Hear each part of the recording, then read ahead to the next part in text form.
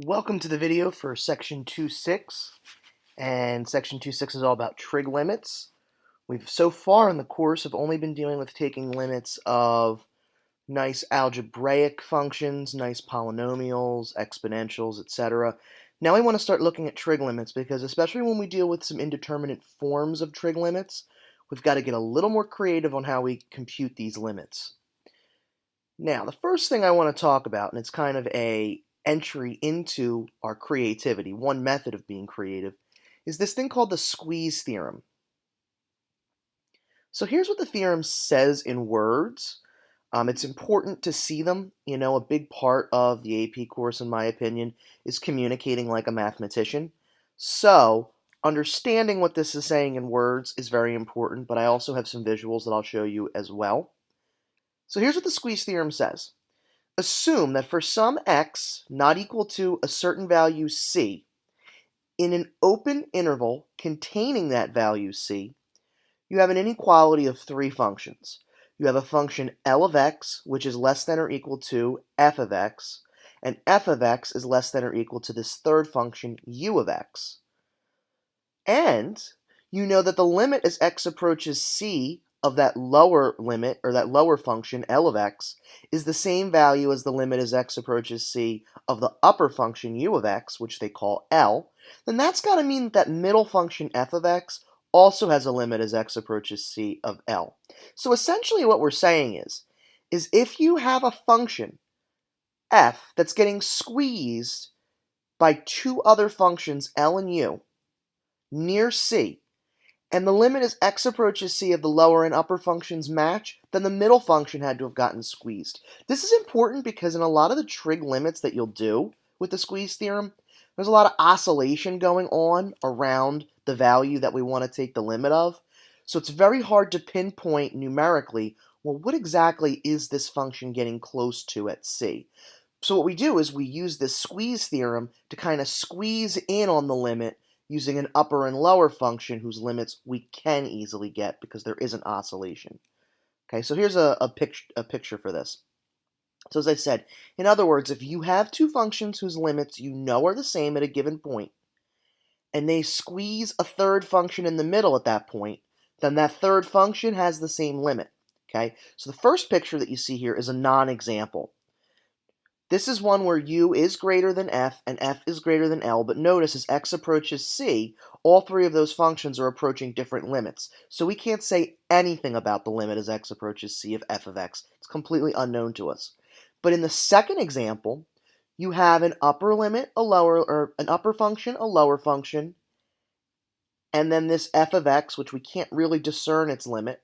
But we notice that as you get close to c, u is still greater than f, and f is still greater than L, but all three of them has the same limit as x approaches c. Okay, so that's how we would use the squeeze theorem.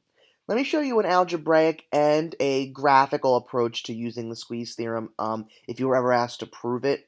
I don't think you're ever going to be asked on an AP test to use the squeeze theorem to prove something. However, you may need to understand what's going on with the squeeze theorem.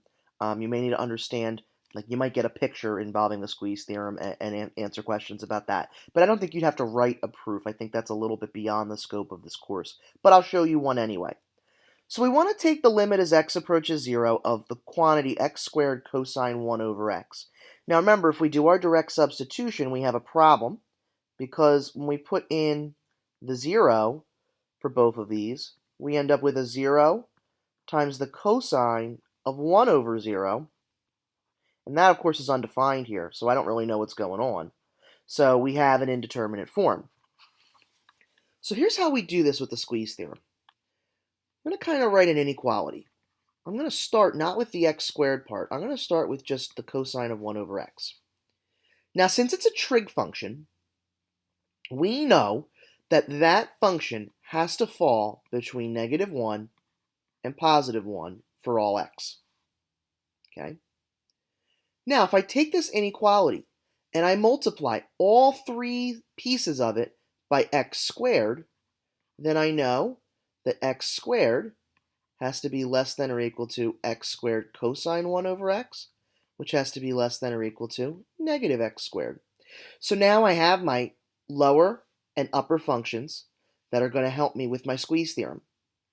The reason why they help me is because as x approaches 0, for both x squared and negative x squared, the limit will be 0. So by the squeeze theorem, since that x squared cos 1 over x is squeezed in between x squared and negative x squared when we get really close to 0, that must mean it has the same limit as x approaches 0 of those upper and lower functions, which would be 0. Okay? I am also going to show you a graphical representation of this using my TI Inspire. Okay, so I'm going to show you now on the TI Inspire the visual version of the proof we just did with the squeeze theorem.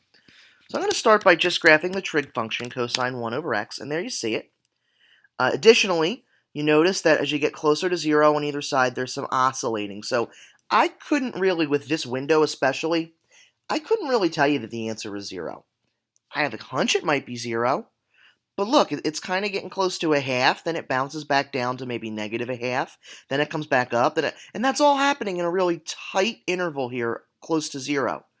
So what I want to do is I want to zoom in a little bit and get a better idea of what's happening. So I'm going to get my zoom box, and I'm going to draw a box around this oscillation.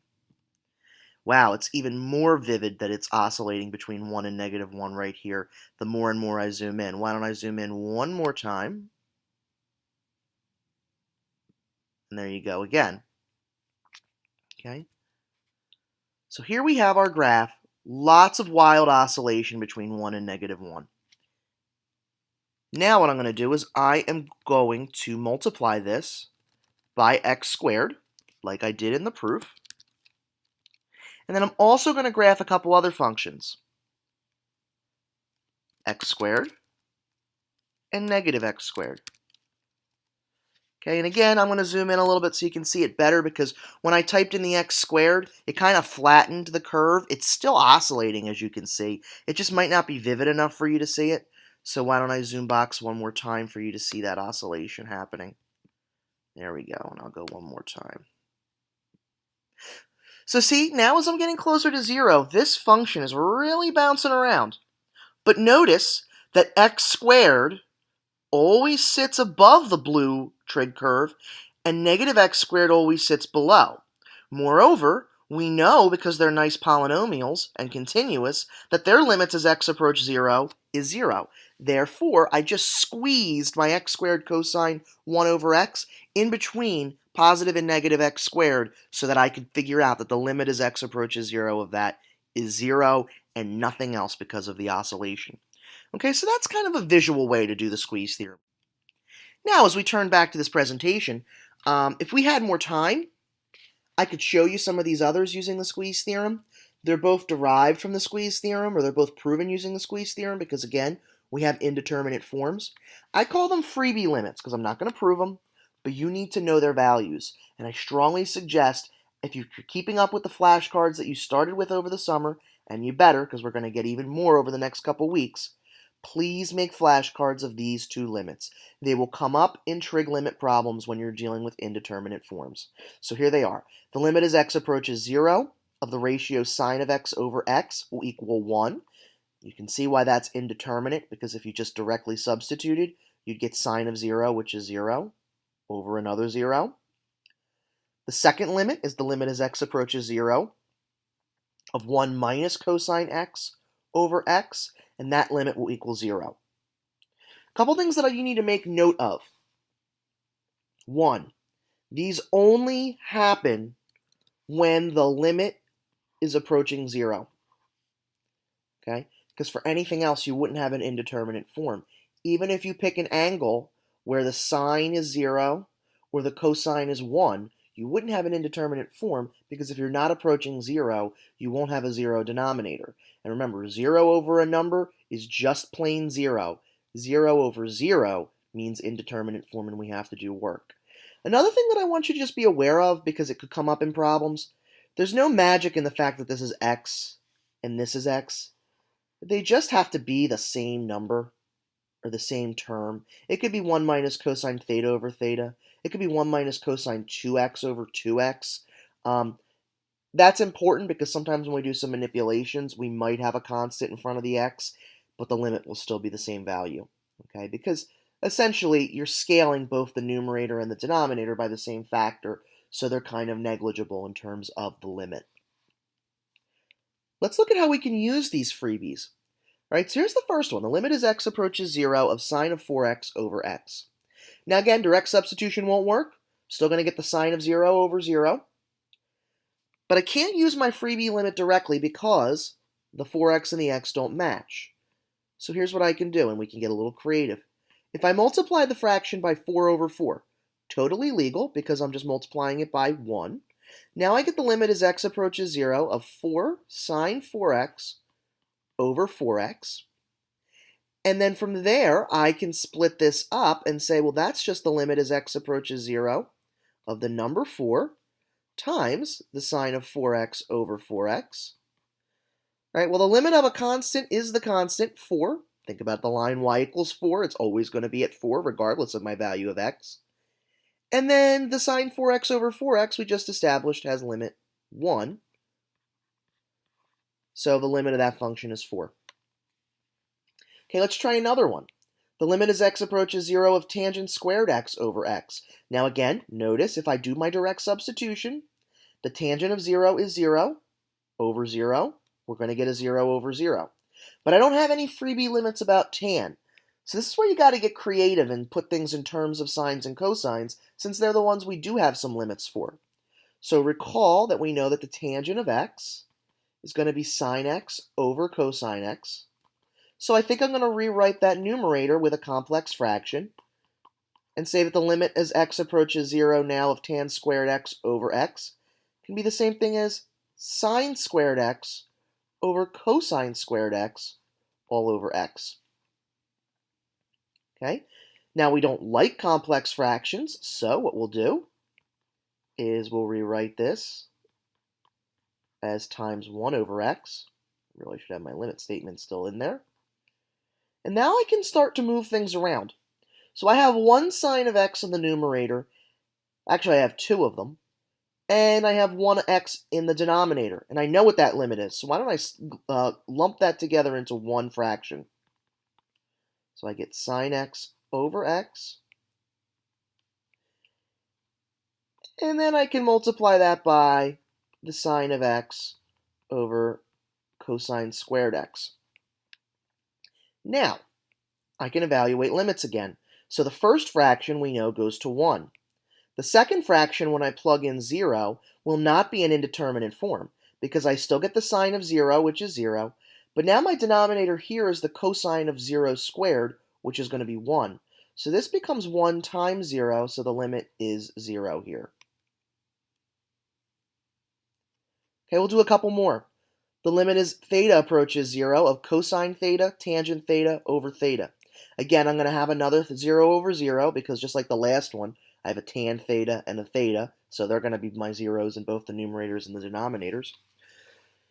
So again, why don't we use our ratio identity for tangent and say that this is the limit as theta approaches 0 of cosine theta times sine theta over theta, or excuse me, sine theta over cosine theta. I'm getting ahead of myself. I think you may be able to see what's going to happen too.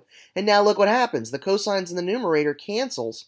This is just the limit as theta goes to 0 of sine theta over theta. I just kind of disguised it, but the limit is still 1. All right, one final one, and this is just to remind you to always plug things in.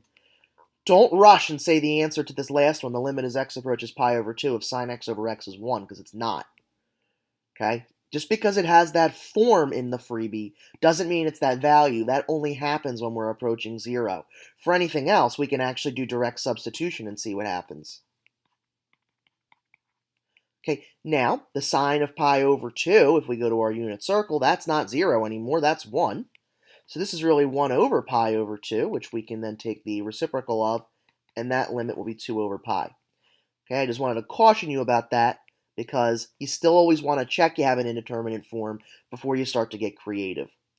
All right, so it's just like the creativity we did with algebra, except now We have some freebies that we want to base our creativity off of getting to appear. And we have some trig identities and some algebra skills that we're going to have to use to rearrange things in these problems. Okay, I hope this makes some sense to you. This is going to be the kind of thing you're going to have to just practice and mess around with a little bit because unlike, polynomials, most people at this stage in the game, it's easy for you to say, oh, I've got to factor this quadratic, or I've got to multiply by a conjugate if there's a radical. Trig is always the thing that there's a little bit of an art form for. You have to understand those identities and know how to work with them. Okay, so give the problems I assigned a try. If you have any questions, please feel free to ask me in class. Thank you for watching the video.